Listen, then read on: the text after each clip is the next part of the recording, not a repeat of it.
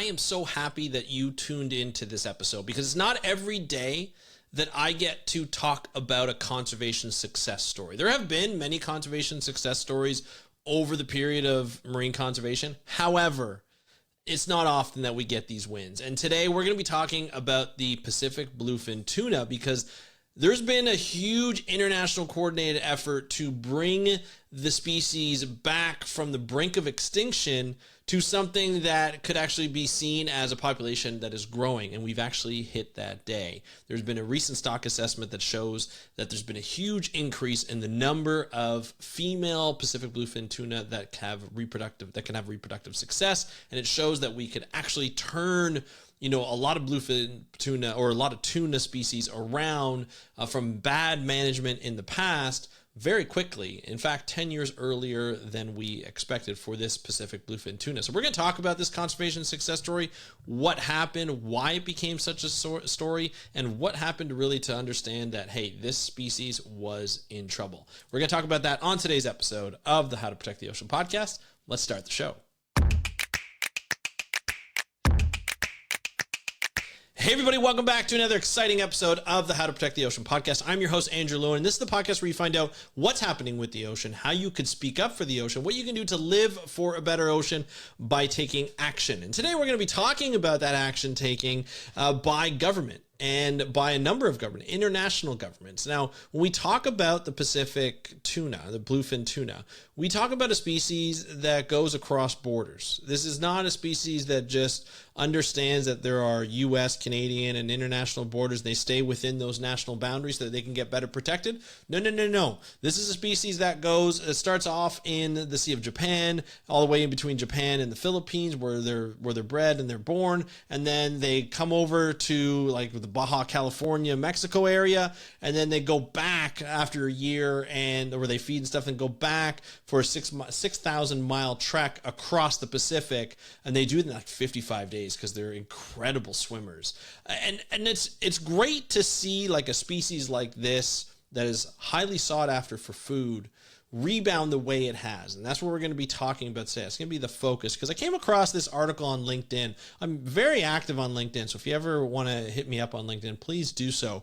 I came across this article. It's a LinkedIn article by Jamie Gibbon, who is a manager of international fisheries at the Pew Charitable Trust. And it caught my eye because he talks about the Pacific bluefin tuna, a decade-long conservation success. And he links to another NOAA article that talks about, how it's went from overfish to a sustainable success story.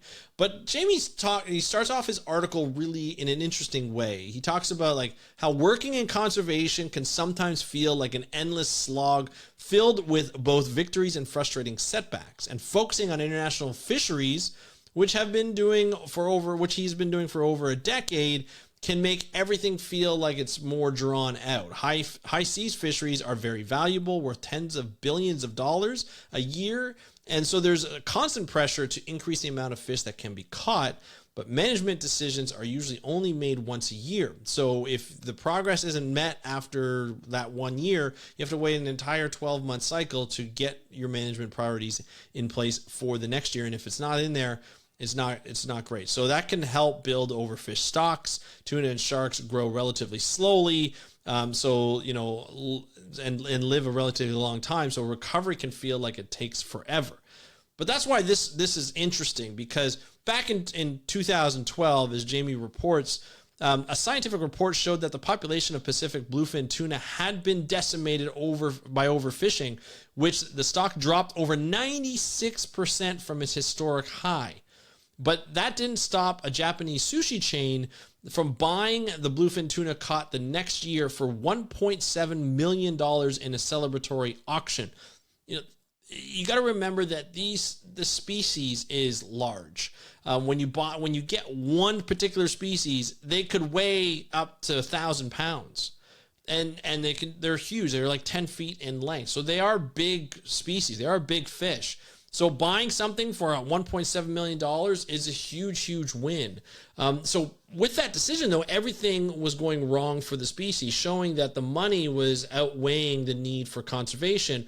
And in fact, with a lot of tuna species, the sort of the imminent decision or the imminent likelihood of, these species going extinct, that could go extinct, kind of increase their value of each individual species that's caught, or each individual of that species that's caught.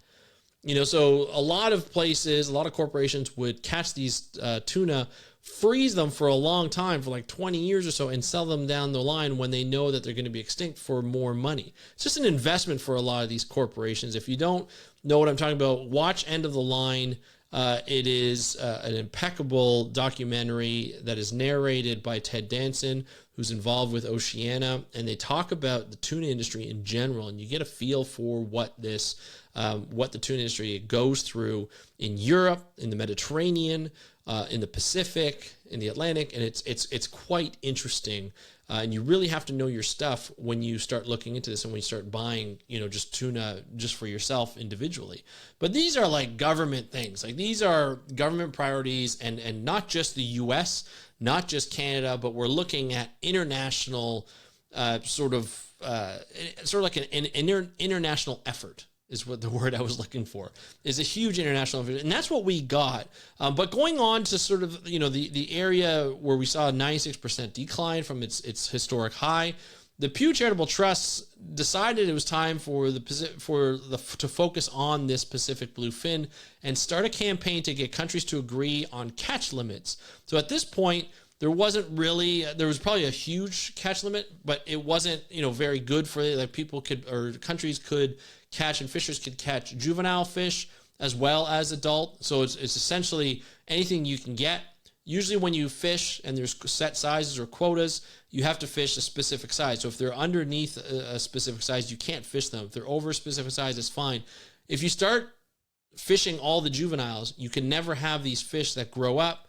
You never have the females that grow up and are able to reproduce. One thing about bluefin tuna, Pacific bluefin tuna, is they can lay, hundreds of eggs, thousands of eggs at a time, even millions of eggs at a time.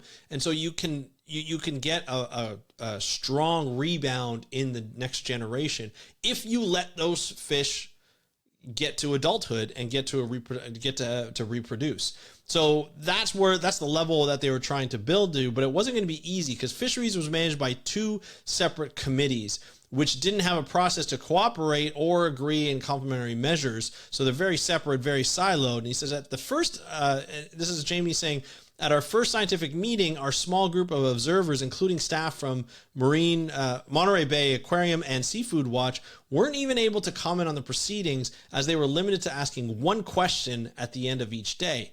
That's not a great way to incorporate, individuals and organizations that are looking out for the environment. They're looking out for the fish. A lot of times these NGOs have to come in because the fish need a voice, right? The conservation, the things that are being conserved need a voice. It's not just about money. It's not just about fishing. Now, over the next 5 years, Jamie says he traveled to Japan over 15 times, building an informal coalition of NGOs, giving interviews to the Japanese press, and then advocating directly to government officials. He said Pew Charitable Trust developed supportive government allies who joined their calls for a joint meeting, a committee meeting, with more transparency in the scientific process, a plan to rebuild the species. So they supported new research, wrote interventions, redlined proposals, and even pushed a listing under the Endangered Species Act.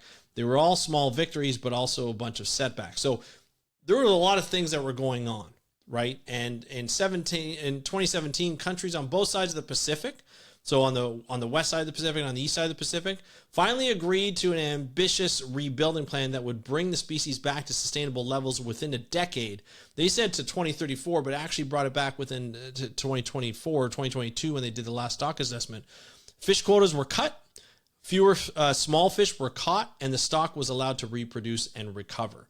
Now, I'm going to go over and shift over. That was just sort of like a summary of what Jamie went through and sort of like an individual perspective from an American NGO that was really involved in the process. Now, when I look at the NOAA article, which I'll link both of these articles in the show notes. If you have a LinkedIn, I think if you might have to have an account on LinkedIn to be able to view the LinkedIn article. But essentially, it's a great, well written sort of summary of what Jamie went through as a manager, and seeing the success of this within 7 years, less than 10 years, which is great. So essentially this article kind of goes through a lot of things. So talks about how tuna are about 10 feet in length. They average about 990 pounds, so almost 1,000 pounds. The habitat of this migratory species spans temperate waters of the North Pacific, from East Asia to the North American West Coast. They are considered one of the fastest swimming species on the planet, and live on an average about 15 years. So, long-lived species for a fish species. In 2022, the U.S. commercial fishers harvested 368 metric tons, which is less than what they normally do, of bluefin tuna, grossing more than $2.2 million in on-the-dock revenue. I don't know exactly what that means, but obviously that's specific. And then the U.S., the whole U.S. effort, both both recreational and commercial, represent around 10% of the total Pacific bluefin tuna landings for that year in 2022. And Japanese and Mexican vessels harvest the majority of the annual catch. So obviously different countries that need to be involved in this, including Japan and Mexico, as well as the U.S. And so that was, that's a really interesting area. Now, the international cooperation that led to the species' success was the biggest thing. And the article goes into the hardships that it faced, the fact that the goal of the rebuild was to rebuild at least to 20% of the spawning stock biomass by 2034. So that means 20% of the population would be able to spawn. So it'd be female, they'd be able to spawn, and that would provide them with a better success rate in going to the next generation and the next generation after that. So the management efforts to rebuild the stock assessment started in 2011, as I mentioned earlier. And now in 2022, there was a new stock assessment that showed that we actually reached, the number of spawning bluefin reached 23.2%. So it exceeded the 20% target before, but they did it in 2022, not 2034. So over 10 years early in that prediction and in that goal. Can we double it again within the next 10 years? That'll be interesting to see. That's interesting to see how this population will be managed, how the difference is in not only just managing the catch limits and everything, and as the species grows, the population grows, you'll see a change in the way they manage the species, but there will be direct influence on catch limits and things like that. But then we also have to account for changes in the water itself, the habitats, and how climate change is really going to affect the species and what risk that plays in their recovery. We've seen that happen before with cod, in Canada, and we've seen that, the recovery hasn't been the greatest, whether it's been blamed on gray seals or it's been blamed on harp seals or it's been blamed on climate change, but we haven't really seen that buildup of success in the recovery of the species just yet. It's starting to happen in certain spots, but not happening around Atlantic Canada or even in the Northeast Atlantic of the U.S. And so that species hasn't really recovered. That population hasn't recovered to the levels that we would like to see, that we were fishing back in the 70s and 80s at least. But every fish is unique and it's different. And so we're lucky that with the Pacific bluefin tuna, we've seen this growth and we've seen this conservation success story happen, but there's still a long way to go. Just having 23% of the spawning species around, that's great, but we want more. It'd be great if we could even double that. And it would be great to see if that can be increased further down the line. So there's still management that needs to be done. There's still things that need to be done.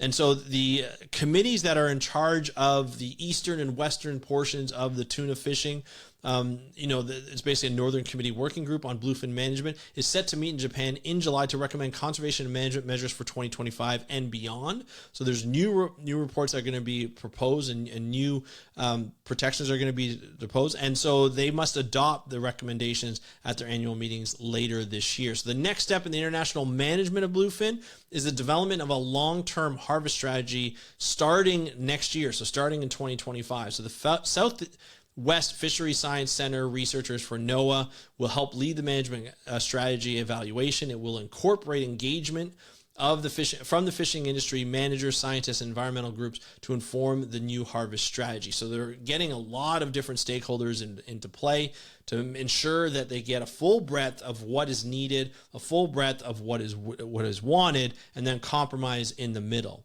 So, one of the people here, Ryan Wolf, Assistant Regional Administrator for NOAA Fisheries West Coast Region and alternate U.S. Commissioner of one of the committees.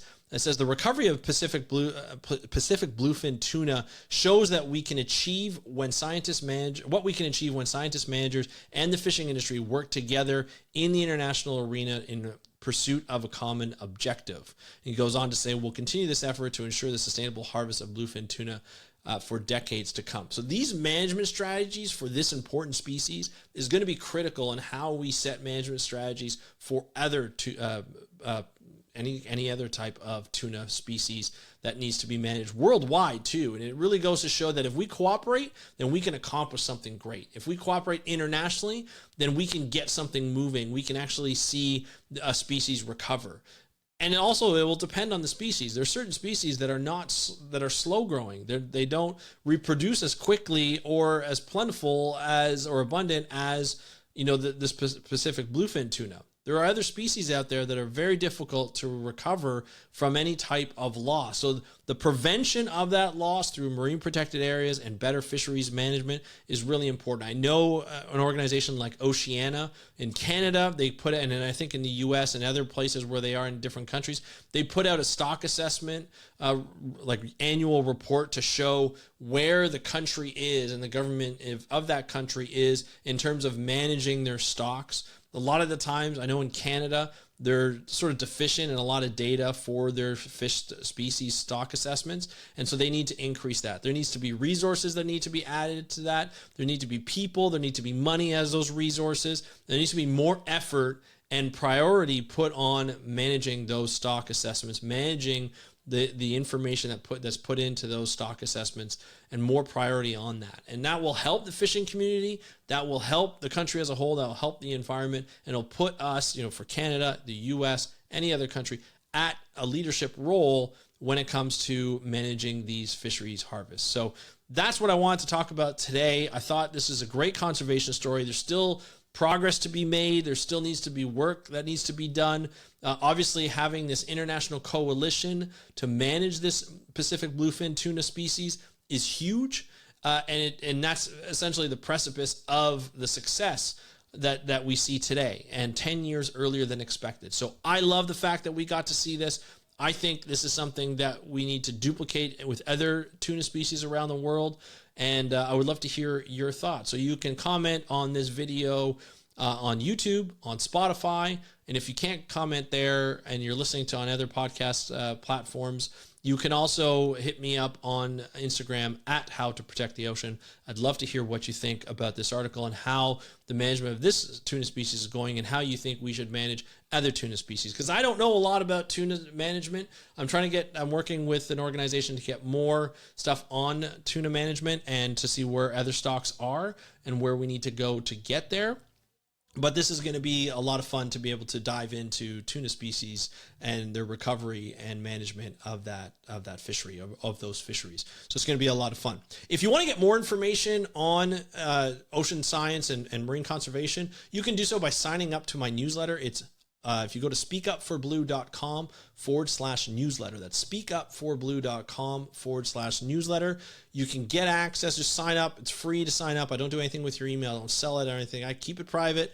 You get emails Monday to Friday to get access to that ocean news, especially with jobs, and you get access to the latest podcast that we publish on our network. So it's a lot of fun. Check it out, speakupforblue.com/newsletter. And I want to thank you so much for joining me on today's episode of the How to Protect the Ocean podcast. Have a great day. We'll talk to you next time, and happy conservation.